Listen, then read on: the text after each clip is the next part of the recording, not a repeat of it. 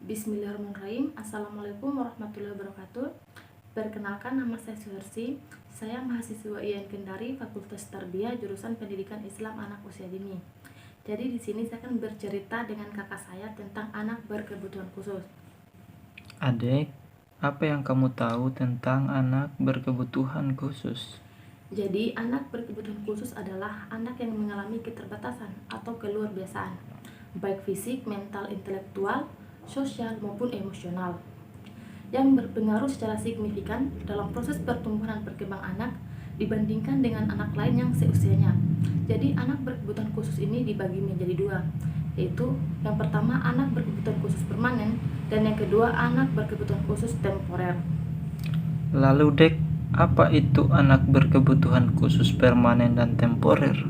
Ya, jadi anak berkebutuhan khusus permanen adalah anak yang memiliki kelainan atau anak yang memiliki potensi kecerdasan atau bakat istimewa. Jadi, anak berkebutuhan khusus permanen ini adalah anak yang memerlukan perhatian atau layanan khusus, seperti anak yang mengalami hambatan penglihatan, pendengaran, kecerdasan, fisik, emosional, sosial, atau kecelakaan sejak di dalam kandungan atau sejak dilahirkan mengalami kecacatan.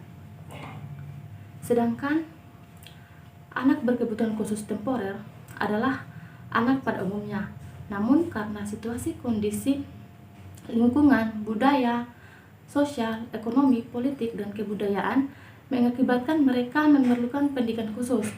Contohnya misalnya seperti anak dari daerah terpencil atau terbelakang, anak yang mengalami bencana alam, bencana sosial, atau anak yang tidak mampu dalam bidang ekonomi, seperti anak jalanan atau pekerja anak. Bagaimana dengan pendidikan ABK? Jadi untuk pendidikan anak berkebutuhan khusus ini, jadi pendidikannya itu tidak harus di sekolah luar biasa, tetapi bisa juga di sekolah umum atau kejuruan, secara inklusif di tempat terdekat anak. Jadi untuk pendidikan anak berkebutuhan khusus ini dapat dikelompokkan menjadi dua, yaitu yang pertama pendidikan khusus dan yang kedua pendidikan layanan khusus. Jadi untuk pendidikan khusus, peserta didik yang memiliki kelainan atau peserta didik yang memiliki potensi kecerdasan atau bakat istimewa. Sedangkan untuk pendidikan layanan khusus, itu memberikan pendidikan pada masyarakat di daerah terpencil atau di daerah yang mengalami bencana alam atau tidak mampu dalam bidang ekonomi. Di pendidikan layanan khusus ini berada pada jalur formal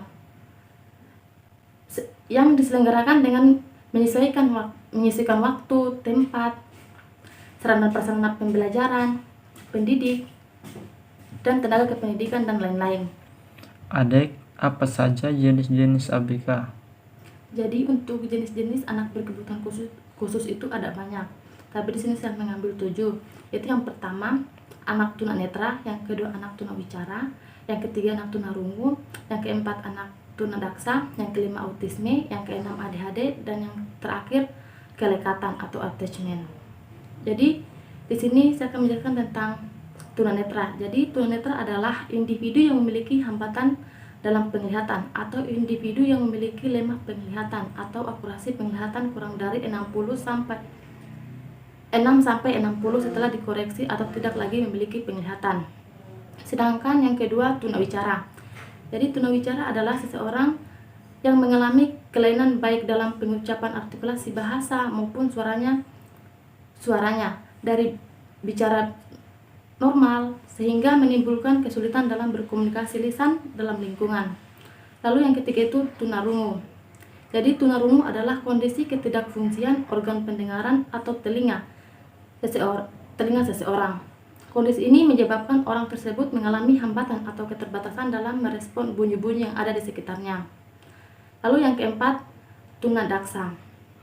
Jadi tunadaksa adalah ketidakmampuan anggota tubuh untuk melaksanakan fungsinya, disebabkan oleh berkurangnya kemampuan anggota tubuh untuk melaksanakan fungsi secara normal sebagai akibat dari luka, penyakit, atau pertumbuhan yang tidak sempurna, sehingga untuk kepentingan pembelajarannya perlu layanan secara khusus. Dan yang kelima, autisme. Jadi autisme merupakan suatu gangguan perkembangan pada anak yang sifatnya kompleks dan berat. Biasanya telah terlihat sebelum berumur 3 tahun. Tidak mampu untuk berkomunikasi dan mengekspresikan perasaan maupun keinginannya.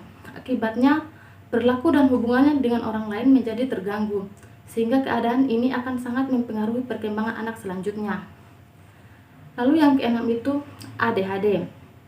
Jadi ADHD adalah kondisi anak-anak yang memperhatikan ciri-ciri atau gejala kurang konsentrasi, hiperaktif, dan impulsif, yang dapat menyebabkan ketidakkeseimbangan sebagai besar aktivitas hidup mereka. Lalu yang terakhir, attachment atau kelekatan. Jadi attachment adalah adanya suatu relasi atau hubungan antara figur sosial tertentu dengan suatu fenomena yang dianggap mencerminkan karakteristik relasi yang unik. Attachment akan bertahan cukup lama dalam rangka kehidupan manusia, yang diawali dengan kelekatan anak pada ibu atau figur lain atau pengganti ibu. Kelekatan adalah suatu hubungan emosional atau hubungan yang bersifat efektif antara suatu individu dengan individu lainnya, yang mempunyai arti khusus.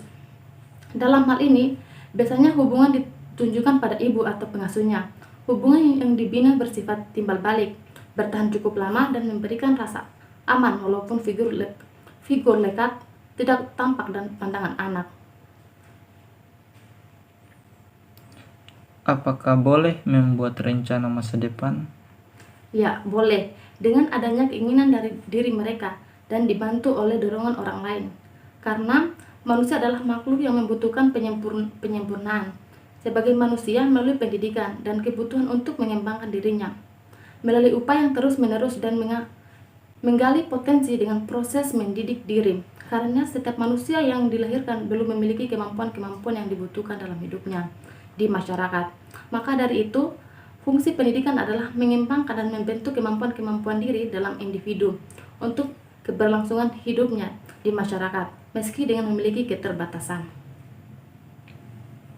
Bagaimana cara agar ABK bisa memiliki masa depan yang baik? Ya, jadi cara agar ABK bisa memiliki masa depan yang baik dengan cara kita mendorong mereka ke hal-hal yang baik dan positif dan tidak perlu mentekani anak. Mungkin itu saja yang dapat saya sampaikan tentang ABK atau anak berkebutuhan khusus.